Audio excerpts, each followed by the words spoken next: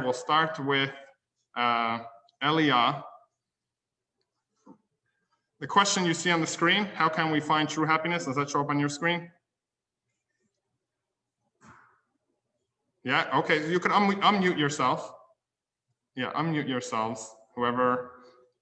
And if you were to give me a quick answer. Me. Yeah, just share a quick 10 seconds thing. What would you assume if you want for finding true happiness?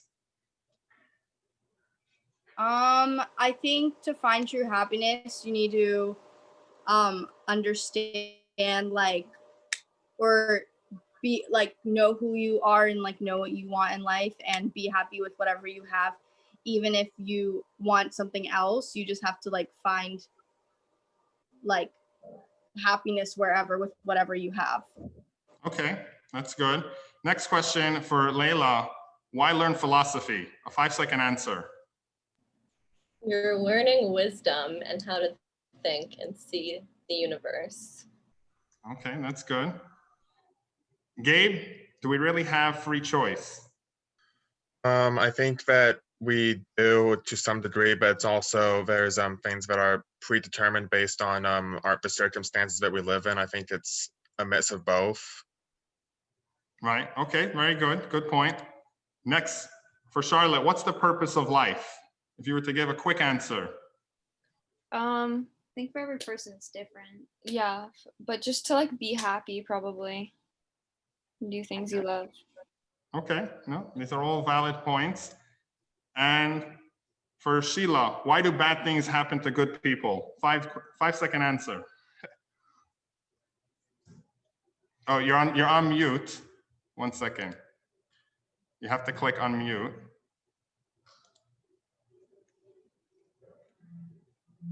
Okay, if that didn't work, we'll get back to you. Oh, now you're on mute. Yeah, now you can say. A 5-second answer, Sheila. Why do bad things happen to good people? Because that's just the way the universe works. Bad things happen to good people and good things happen to bad people. Yeah, okay, good point. Okay, so let us begin over here. I'm going to pull up on the screen the class. This one is about God's existence. Now, for some of you, if you have with you the workbook, it's beginning on page number 4, if you have that. Let me pull this up right here.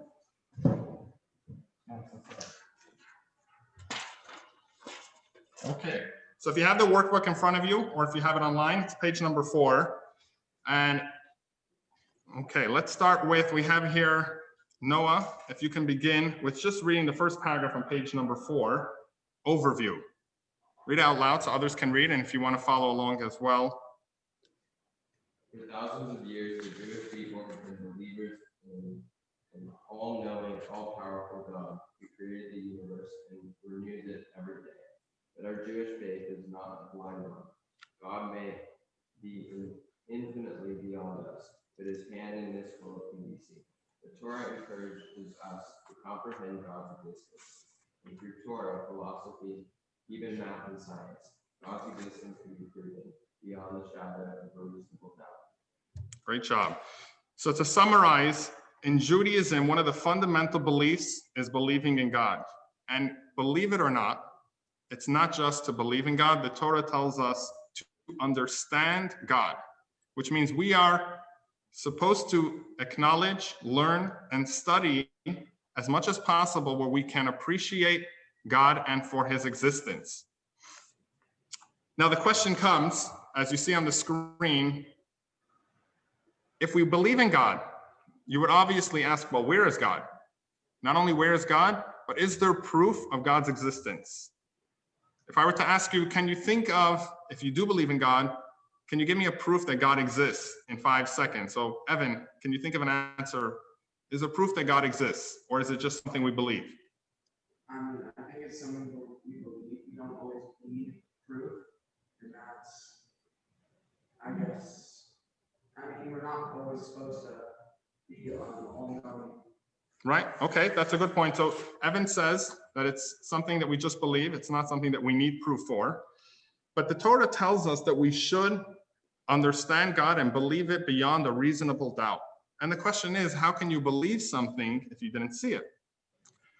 Can we prove that God exists without seeing God?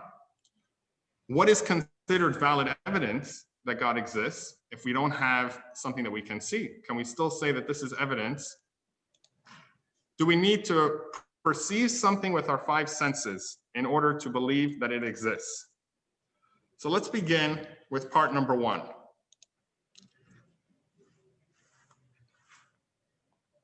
There are forces of gravity and forces of electricity. Has anyone ever seen the force of gravity? No. We don't see the force of gravity. If I take this phone, if you can see it in front of the computer, or I don't, oh, wait, am I not?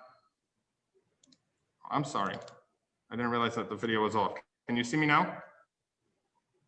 Yes. Okay, I apologize. I didn't realize my video was off. If I take this phone in front of me and I drop it, you just experienced the concept of gravity. We saw the effects of gravity, but we didn't see gravity itself. Electricity has never been seen, but we see the effects of electricity. We benefit from electricity, but it is not something that we can see. So too, when it comes to God, God's existence is not something that we can see. And that's true. We do not experience God on a visual basis. And no class is going to come to explain how we do see God and where is God hiding. God is not a physical being that we can see, just as electricity is not something that we can sense with our 5 senses. Does that mean that it doesn't exist? Or as the Jewish joke goes, that a professor in class that was an atheist tells the class, anything you cannot see does not exist. You can see the table, it exists. You can see the classroom, you can see the teacher, these things exist. Can you see God? No, so must be God doesn't exist. One of the students, which was a believer, stands up and he says, class, can you guys see the brain of our professor? Everybody said no. He said, must be, it doesn't exist. So that's, of course, on a lighter note. Of course, by the brain of the professor, it's a little bit different because it's behind something. But even something that's not being concealed by another physical object, something that we cannot see doesn't mean that it does not exist. When we see the cause of the item, when we see its effects, we can know that it exists. Let's move on to our next slide. We have over here, the effect of God is the universe. Just as electricity can cause light, if we're in our notebook, we're moving on to page number 8.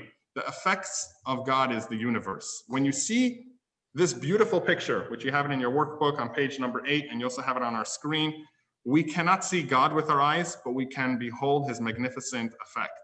This is something where we say, who created this? Who has formed together such a beautiful scene, and not just this, but of course everything in the world? That is one of the ways we can tell of an existence of God.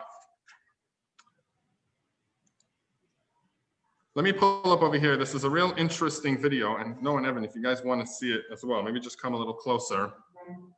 This is a nice video I'll play on the screen, which pay attention to the real deep logic that's going on in this story, which is an encounter between a mother lamp and a child lamp. Oh, sorry.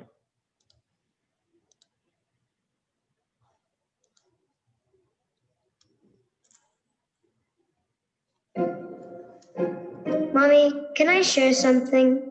But promise you won't get upset. Of course. I'm not sure I really believe in electricity. Why, my love? Well, where is he?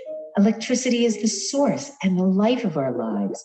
He's beyond us and he's also within us. But I don't feel him in my life. Honey, he isn't in your life. He is your life and my life and the life of all. The power of all powers. Electricity is lighting, heating, cooling. You mean electricity is all of us put together? Brilliant question. No, he's not the sum total of all powers. He is one, and we are one with him, a part of him. So electricity breaks up into parts? No, we're not a part of him like a slice of pizza. We are partial expressions of him. So we're electricity? Definitely not. Electricity is us, but we're not him. He's infinitely greater than us all. He is forever one and only. And yet through each new electrical device, another limited aspect of electricity is born into the world. Do we just believe that? I know that.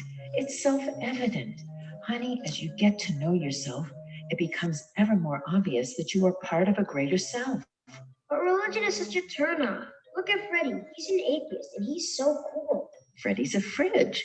Whether he believes it or not, he's cool only because of electricity. If we're anyways part of electricity, then what difference does it make if I believe or not? Electricity punish me? Will he blow my fuse? We are not punished for our disbeliefs, but by our disbeliefs. When we deny electricity and go against his will, we are really going against what we truly want deep inside. Service is not oppression, it's self-expression. Is that why Kobe the Coke machine had a sign on him that said out of service? Uh-huh. Mommy, what happens to us when we die? Is there light after death? We never die. We just get unplugged and return back to electricity. Huh? Sweetheart, we're not lamps. That's just our bodies. We're light. We come from electricity, and to him we return. Well, what about bad guys? They do evil, but in essence, they're not evil. They're just really confused and do bad because they think this is my power and my strength, and I can do what I please. Well, what happens to them when they die? You mean unplugged? Oh, yeah. Evildoers are in for a big shock. They too will discover how all along they were a part of him and actually wronged and betrayed their own self. The shame will hurt like hell. So they're going to hell? Hell, nor heaven, is a place. It's a realization. All are destined to know that electricity is the one supreme self. This truth is hell for those who denied it, and heaven for those who lived it. Mom, one more question. No, that's it. This really isn't light bedtime conversation. But I'm so turned on. It's time to get some sleep. Good night, my bright boy.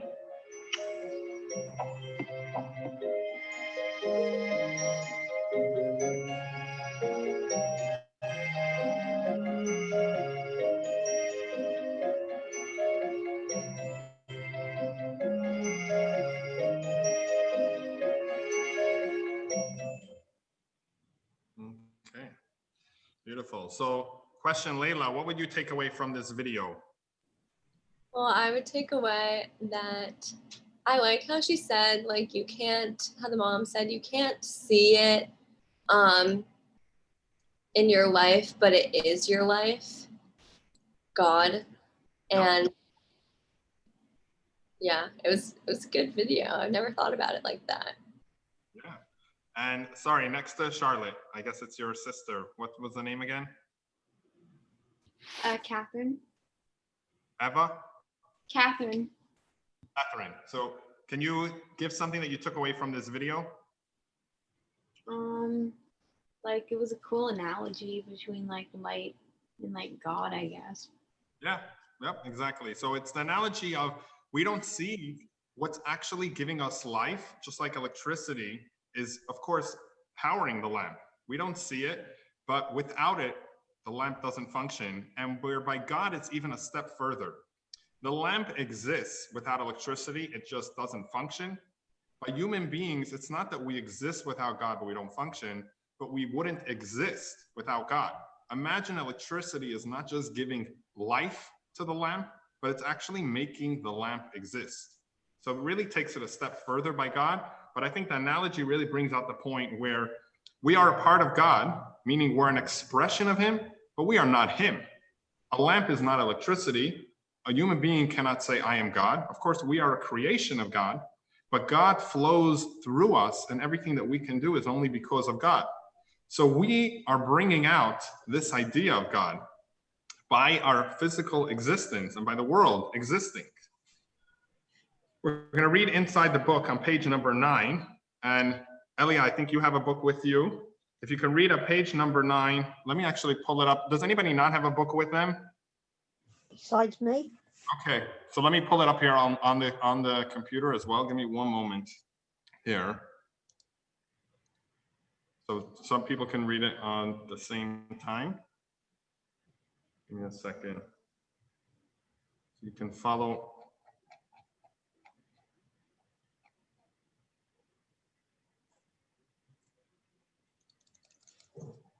Okay, so Elia, if you can read that story, you could have it on the screen. I believe you guys can see it.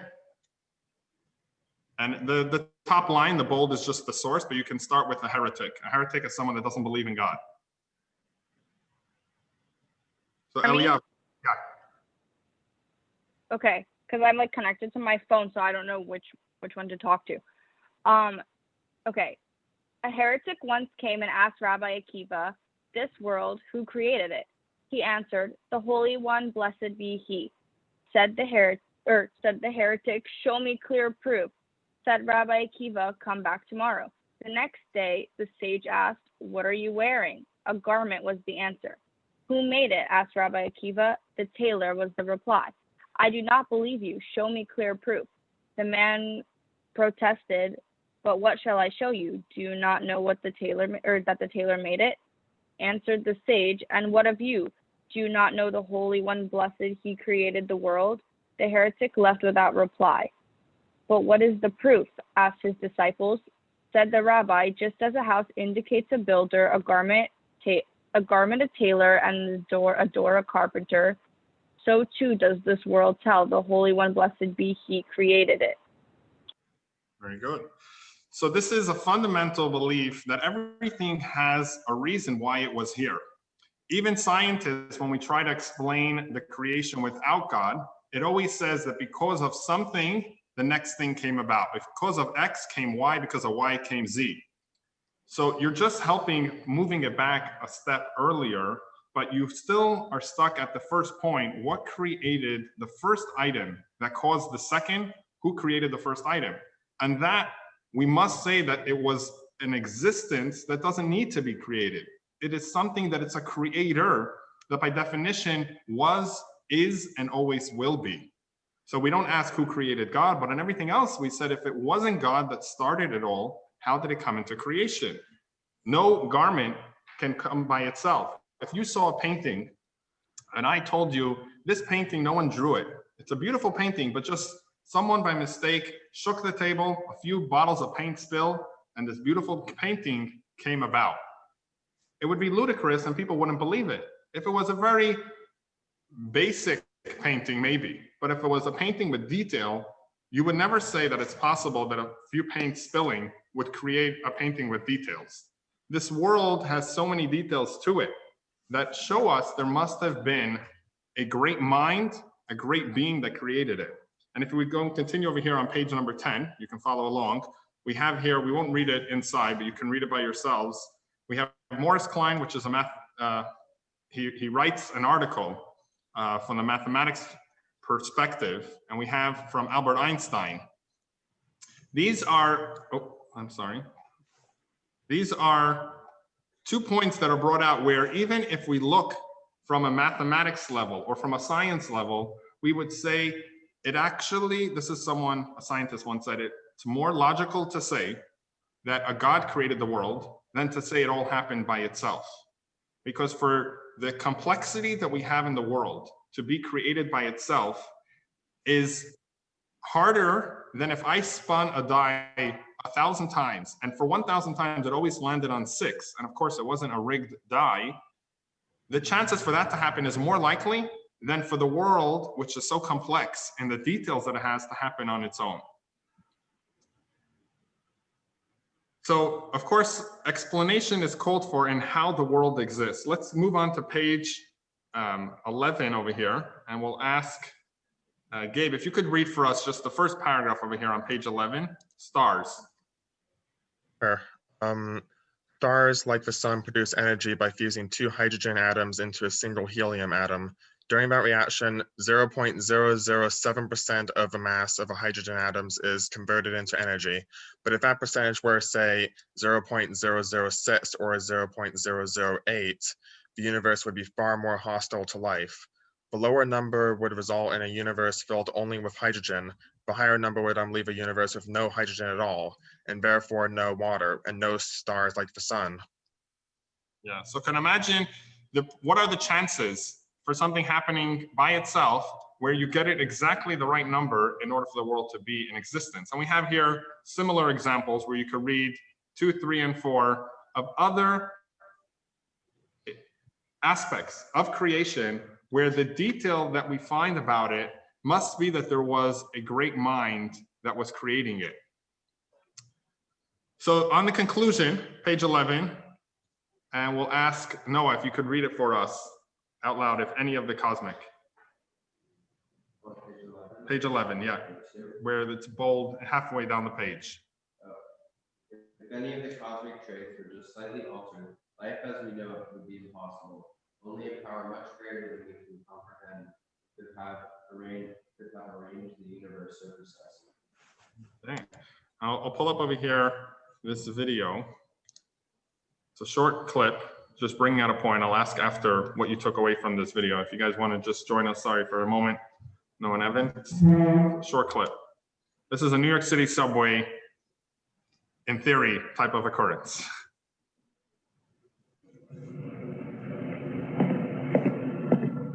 I'm God. I created the world. Oh yeah? Then who created you?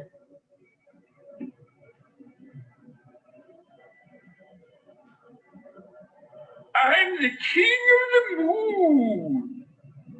Yeah, that's better. Next up, over down. Okay. So, Charlotte, if you can tell us, what do you take away from that video, if you were able to hear it? Just like there doesn't have to be a creator of the creator, kind of. Yeah, no, if a human being thinks he created the world, well, you are limited. You were born at one point. How can you create the world? Who created you? You can't be the creator if you are a creation, right? There was many kings that believed that they were God. Abraham once was challenged. The first Jew was challenged by the king that said, I am God. Abraham said, well, if you're God, the sun always rises from the east, sets in the west.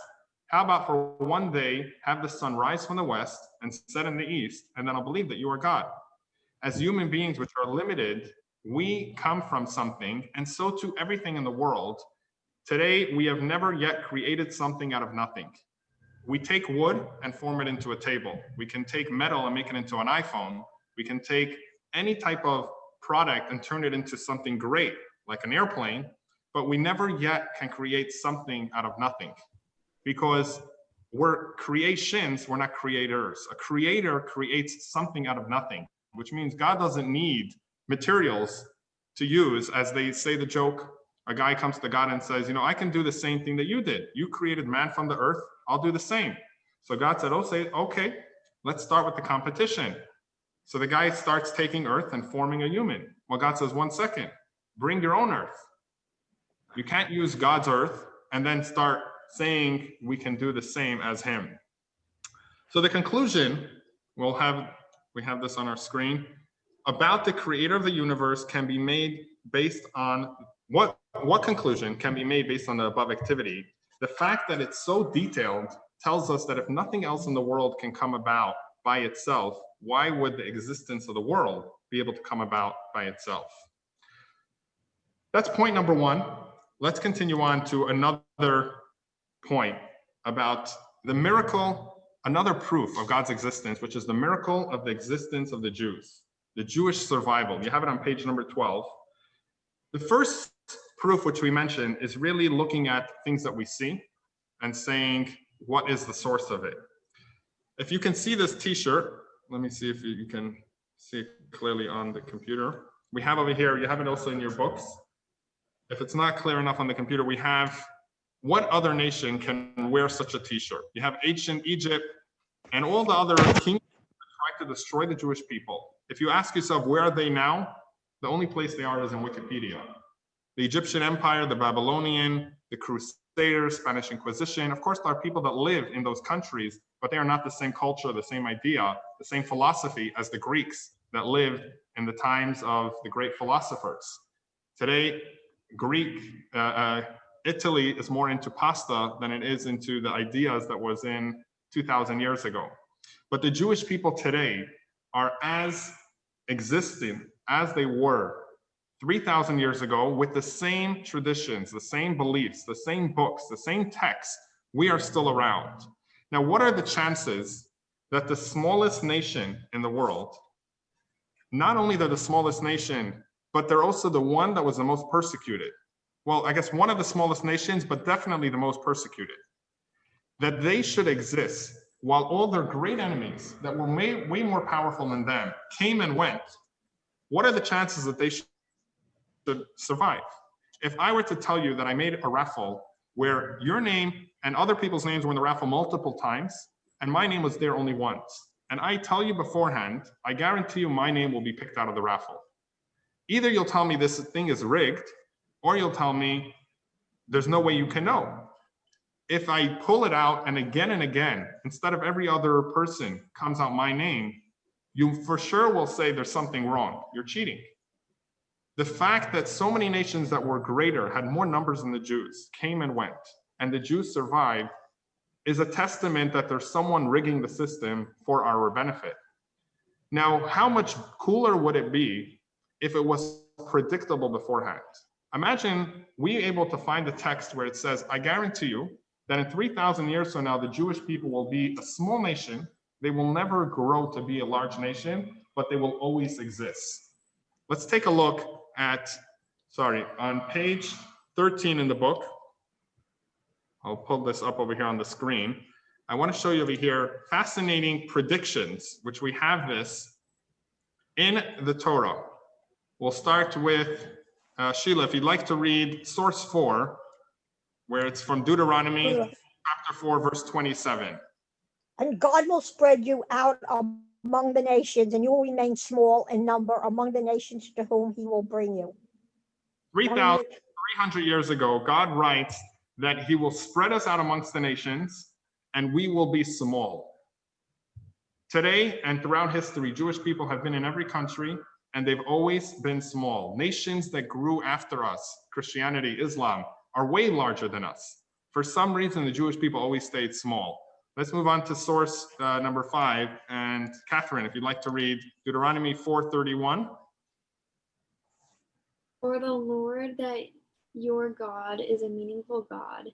He will not let you lose or destroy you, neither will he forget the convenience of your fathers, which he has sworn to them. So God promises us that he will never forsake us. And again, source number 6 on page 13, which is Leviticus chapter 26, verse 44. And Gabe, if we could have you read it. Source 6. Yeah, source 6. Despite all this, while they are in the land of their enemies, I will not despise them, nor will I reject them to annihilate them, thereby breaking my covenant that is with them, for I am the Lord their God. So God over here clearly says, I know that you will sin. You'll be exiled from the land, which happened. Twice the Jewish people were kicked out of the land of Israel because of their sins. But he says, I guarantee you. Now, who can predict something 3,300 years ago unless it's legit? Unless he's in power and he has control, he says, I will never abandon you and I will never forsake you. And how many times did we have Haman, starting with Pharaoh wanting to destroy the Jewish people, and even Laban, Jacob's father-in-law, all the way down to the modern day Iran, and we had the Holocaust, and we had so many powerful kingdoms. If we study Jewish history, we'll just see how there's rarely been a country that hasn't expelled or kicked out their Jews. Even in America, there's actually been times during the Civil War, they blamed the Jews for being involved with helping the South, and there was a general which banned Jews from being in certain areas, which eventually that decree was taken back by Abraham Lincoln. But we've definitely been oppressed and been through hard times, and yet we're still around. Take a look at this picture. Who can guess when this picture was taken? You have it on page number 14 in your book, and I pulled it up on the screen. Can anybody guess where this picture is? I'll give you a hint. It's a lot of Jewish people gathering together. This is Tel Aviv 1909. That's 111 years ago. Has anybody been to Tel Aviv lately or in the past in their life? So if you see Tel Aviv now, this looks like a desert, or in Hawaii terms, like a lava field. Today, Tel Aviv, of course, is a beautiful city with a lot of infrastructure. The fact that Israel survived the independence war when they had many countries stronger than them wanting to annihilate them. Israel has such a small part of land, 6-day war, and many wars. It sounds like we take it for granted that Israeli military is amazing and the Arabs are a bunch of fools. But the amount of might that the Arabs had versus Israel by each and every war, and yet Israel came out triumphant, again, attests to the fact that there's someone making sure that the Jewish people exists. Let's pull up over here on page number 14. This is actually a beautifully written by Mark Twain. Mark Twain writes this, and Evan, if I could have you read it for us. On page 14, you have it on the screen. This is concerning the Jewish people. He wrote this over 120 years ago. And of course, you've probably heard of Mark Twain and you know about his writings. Okay. If the statistics are right, the Jews consisted about 1% of the human race. It suggests a nebulous dim puff of stardust lost in the blaze of Milky Way. Properly, the Jew ought hardly to be heard, but he is heard, as always been heard.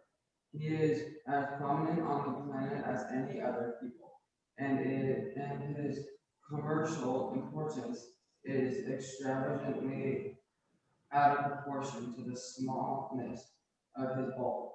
His contributions to the world's list of great names in literature, science, art, music, finance, medicine, and abstruse learning are also way out of proportion to the weakness of his numbers. He has made a marvelous fight in the world and in all the ages, and has done it with his hand tied behind him. He could be vain of himself and be excused for it. The Egyptians and the Babylonian and the Persian rose filled the planet with sound of splendor, then faded to dream stuff and passed away. The Greek and the Roman followed and made a vast noise, and they're gone. Other peoples have sprung up and held their torch high for a time, but it burned out. They sit in twilight or have vanished. The Jews saw them all, and is now what he always was, exhibiting no descendants, no infirmities of age, no weakening of his parts, no slowing of his energies, no dulling of his alert and aggressive mind. All things are mortal with the Jew, all other forces pass, but he remains. What is the secret of his immortality? Yes, thank you. So we have, again, let's continue over here. When it comes to on page 16, if you're following along in the book and you have it here, the secret of the Jew's immortality. How does studying Jewish history prove God's existence? The fact that the Jews were predicted to be a small nation and yet survive, and that's exactly what happened, tells us that there's a God out there that is looking out for us. Now let's move on to our next proof of God's existence and understanding that it's a logical belief in God. And that is a fascinating one, where till now we just discussed seeing the consequence or seeing the effects of God. If you see on page 16, we have it on the screen, 3,300 years ago, continuing on page 17 as well, the entire nation saw God. Till now, we didn't speak of we seeing God. But if I were to tell you that the entire nation, which numbered more than 2 million people, men, women, and children, seniors and children, all experienced God by Mount Sinai. And not just that, this is something that's written down from generation to generation. We all have the same exact text of what God said at Mount Sinai, the 10 Commandments, this is something that would be close to impossible for someone to make up. Many other religions came and went where people said, I experienced God. Now, if I came and said I saw something, you can never disprove me because I said I saw it. How can you tell me I didn't? But if everybody saw the same thing, that is a lot more likely to be believed than if just one person assumes that he experienced something. So many millions of people have the same version. That is proof because each one passed it down to their child and the child to the next child. Now, take a Jew from Australia, from Yemen, a Jew from Alaska, they all have the same tradition of God appearing at Mount Sinai and sharing with us his commandments. We have on page 17, we have over here the verse in the Torah. You have here the verse in the Torah written in Exodus, where the entire nation experienced God coming to them.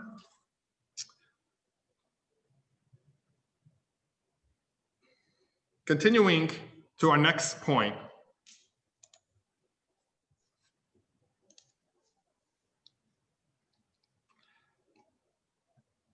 If I were to ask you, okay, so other people experience God, but I never experienced God myself. I never saw God. How do I know that God exists? Who you over here uses Siri or uses OK Google on their phone?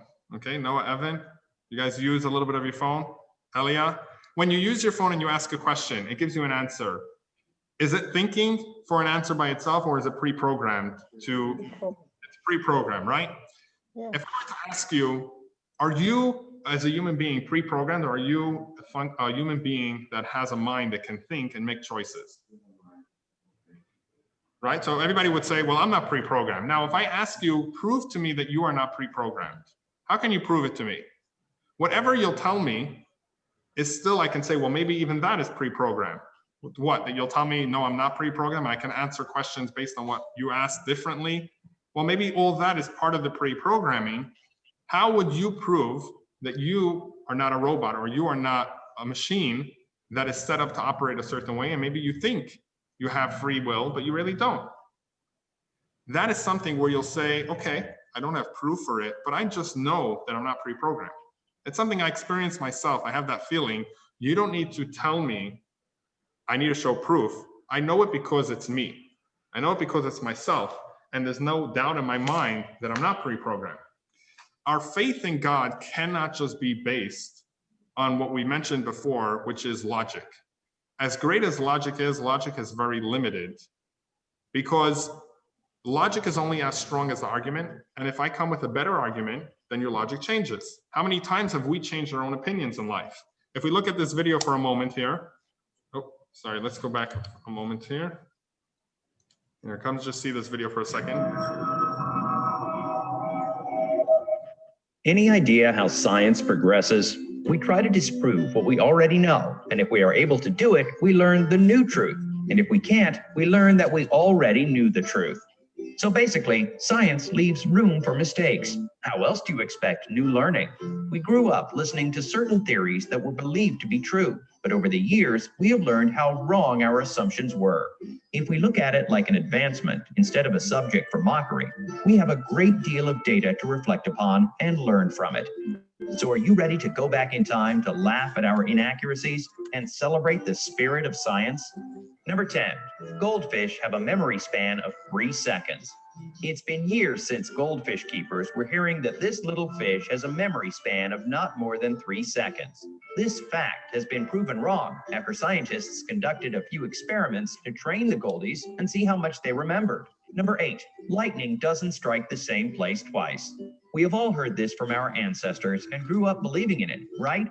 While this fact may have been true for that time, it holds no importance today because statistical data proves otherwise. Since lightning tries to reach the ground as quickly as possible, it is understandable why tall buildings and trees experience the risk. As per stats, lightning can and will strike the same place more than once, especially if it is closer to the sky.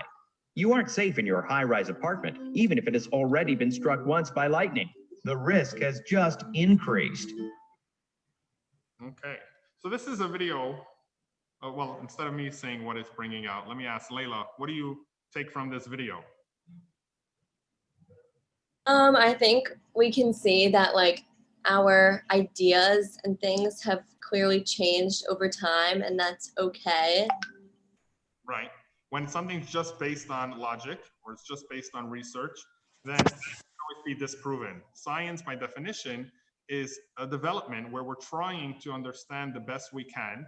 And we know that scientists 100 years ago made mistakes, and scientists in 100 years from now will say, well, we made mistakes. But if we base our belief on something deeper than just logic, evidence is not needed when it comes to our own experience. You don't need evidence for something that you saw. You need evidence for something that you're thinking about or believing or trusting. So to prove that something exists when you have it on a personal experience is not something that's required. Let's pull up over here on page 20. You have over here a quote from the book of Daniel and a statement that the Talmud makes about it. And Elia, if you'd like to read, and I, Daniel, source 11.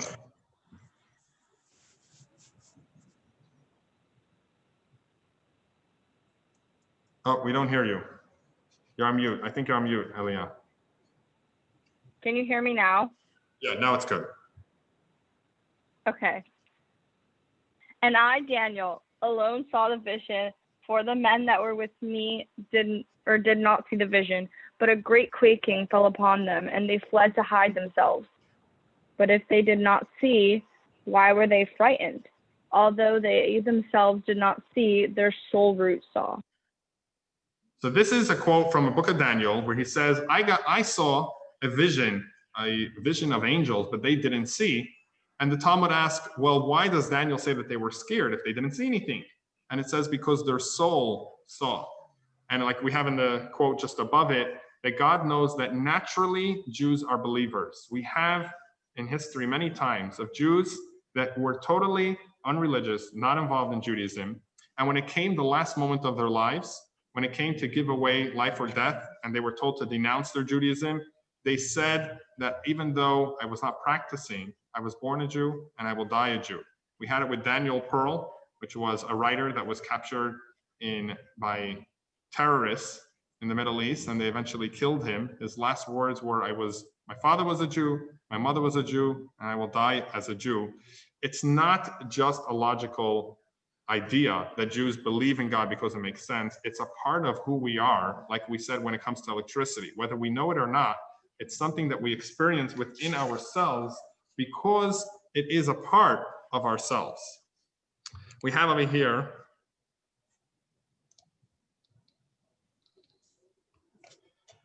a satellite network. How does it work when you want to connect to the internet? We see on page 21. You can follow along. Page 21, you have a satellite. When you want to connect to the internet, you connect to your Wi-Fi router. It sends a signal to the satellite, which sends a signal to the provider, and that allows you to access the data on the internet. The same goes with a Jewish soul. We have a soul in part inside of us, which is connected remotely, and it gets signals from the soul that's up in heaven, a part of God. So therefore, even if one day we're not feeling a part of it, sometimes random feelings of wanting to connect to God, wanting to do the right thing, feeling like this is really who we are comes into us because that is the truth. The essence of us deep down of who our soul is, that we want to believe in God and we want to have that connection to God. There's a beautiful story in the city of Krakow. I believe it was that city. There's in the cemetery a grave that says, "Here lies Yosele, the holy thief." Now, it was a very strange thing to write on a thief, that he's holy. And the elders of the town said that this guy, unfortunately, grew up, he was an orphan, he was kicked out of school, he hung around the wrong crowd, and he was a professional thief. He would steal from everyone and anyone. At one point, he broke into the church. He stole from the church, and they caught him in the act.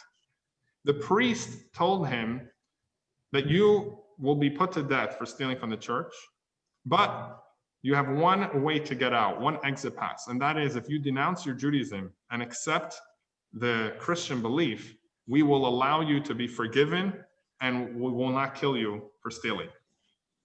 Now, this guy was not religious at all. He was stealing from Jews, from non-Jews, synagogues, anyone and everyone. He didn't observe his Judaism.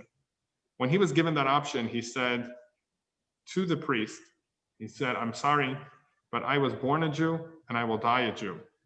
And with that, they killed him.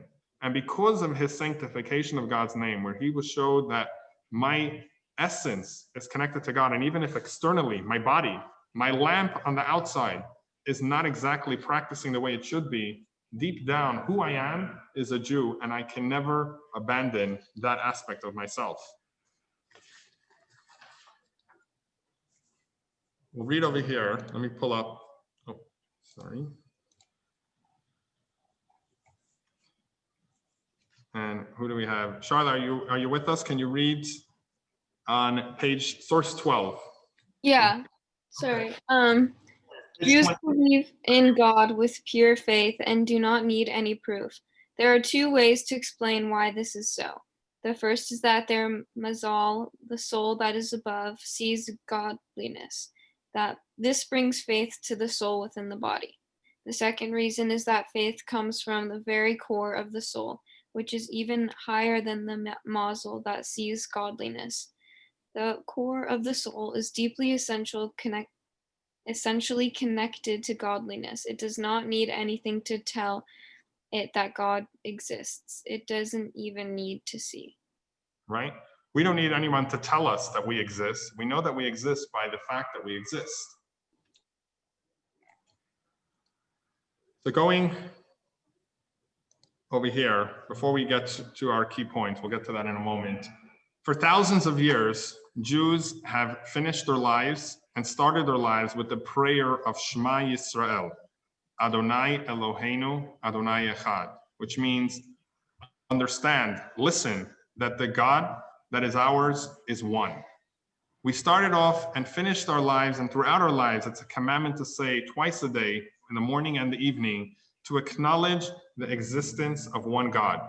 It is something that is not just because of logic, but it's even, like we started off with our class, we naturally believe it because it's a part of who we are. And in addition, yes, we should use logic and we should understand and try to comprehend and explain and use our minds, use mathematics, use science. These are not contradictions to God. These are ways that God allows us to understand him better.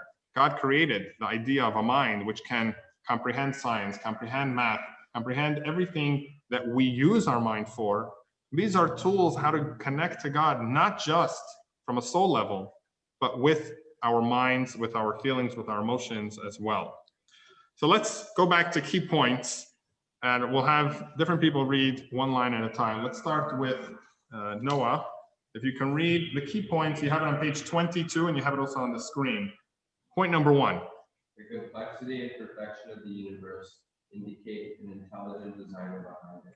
So the first point we went through was the fact that you see such a fascinating world that would never be created on its own, because nothing now we have is created so detailed with so many aspects to it that need to be precise and exact for us to exist. And if you study, the more and more you study, if you go online, there's also videos of, they used to believe how many factors we need to have a universe to exist.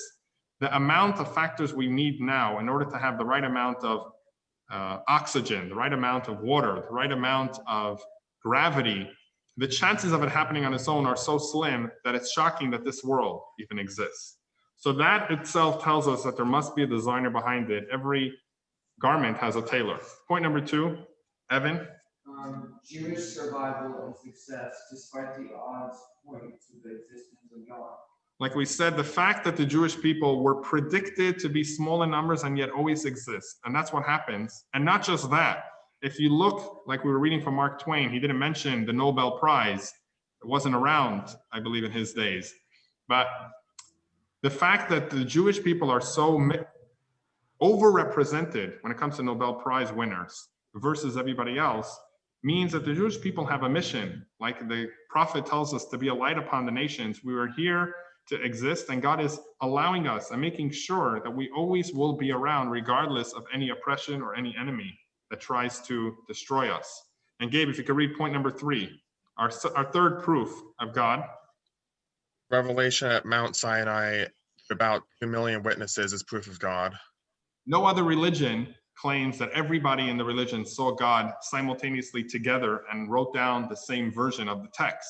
Judaism, and God says this in the Torah, never has there been a nation. We were the only one that everybody experienced it together. And when it comes to George Washington, if I ask you, did he exist or not? Everybody agrees that he existed. Well, did you see him? No, but you say so many people say that he existed, must be that he existed. So too when it comes to the Torah, it's not one guy made it up, but everybody said we experienced it. Your parents and my parents never met, but they both received from their parents the traditions of Judaism going back 3,500 years almost. That is another area where we have proof that God revealed himself and that the Jewish people experienced God and that God exists. Point number 4, Layla, if you can read.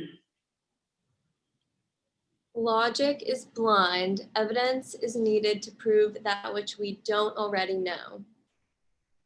So just logic is great, but we only need the logic when it comes to things that we don't know firsthand. The fact that you exist is something that you already know on your own. We don't need logic to prove it. And Eliab, you can continue with point number 5.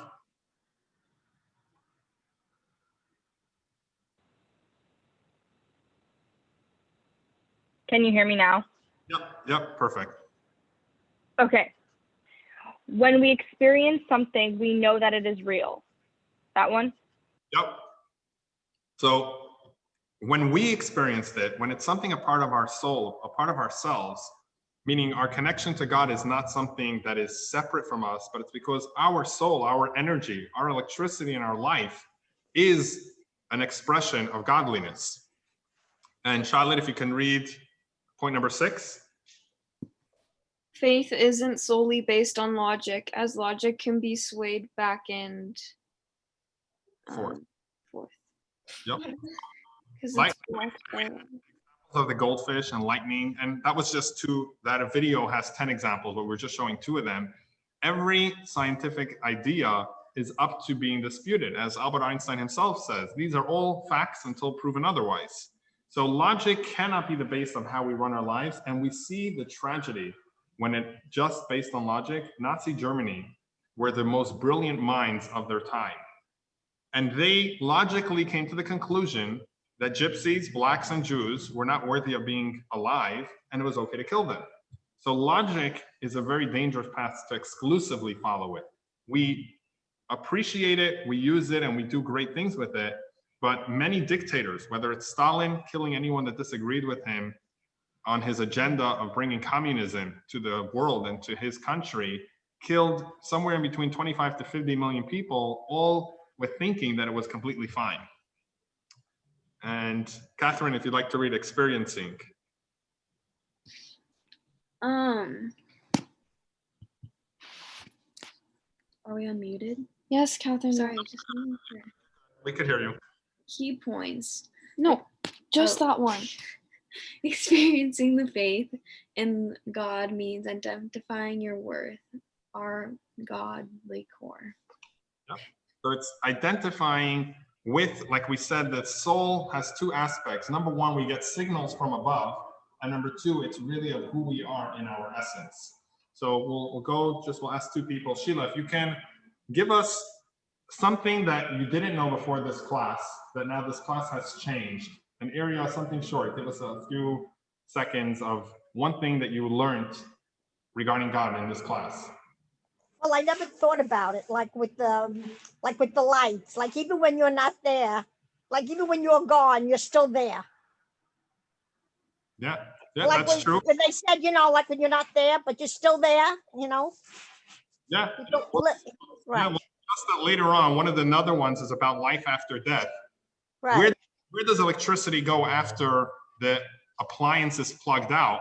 The appliance doesn't live, but the electricity is still alive, just as before. The soul exists, which we'll get into that at another class as well. Right. And Leela, if you'd like to share with us something from this class that you took away, change your perspective.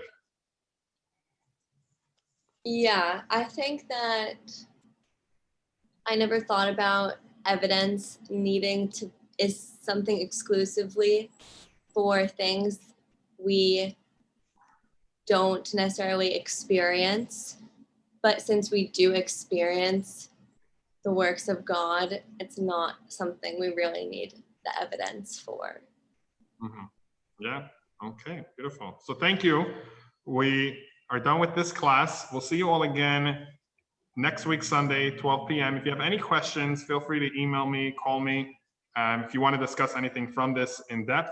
And we will continue with the next class next week, which is speaking about faith in God, which we'll get into in greater detail next week, Sunday, 12 p.m. Thank you all for joining and have a lovely weekend. Thank you, Rabbi. Thank you. Thank you. Thank you. How do I get out of there?